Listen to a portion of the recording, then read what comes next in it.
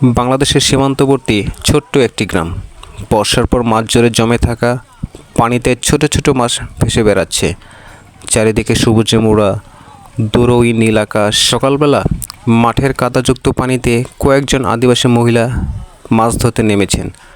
তারা পরেছেন তাদের নিজস্ব ঐতিহ্যবাহী পোশাক, বর্ণিল কাপড়, হাতে নকশি করা কাপড়ের ব্যাগ, কারো কপালের টিপ বা হাতে চুড়ি। হ্যাঁ বন্ধুরা, আপনারা দেখতে পাচ্ছেন গ্রামের মহিলাদের অসাধারণ এক মাছ ধরার দৃশ্য।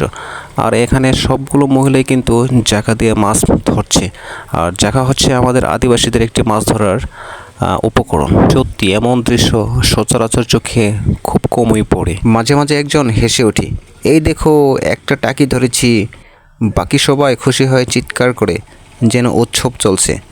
বাচ্চারা পাড়ে দাঁড়িয়ে হাততালি দিচ্ছে। এই মাছ ধরার কাজটা শুধু জীবিকার জন্য নয়, একসঙ্গে সময় কাটানো, সংস্কৃতি ভাগ করে নেওয়ার মতো একটা মুহূর্ত।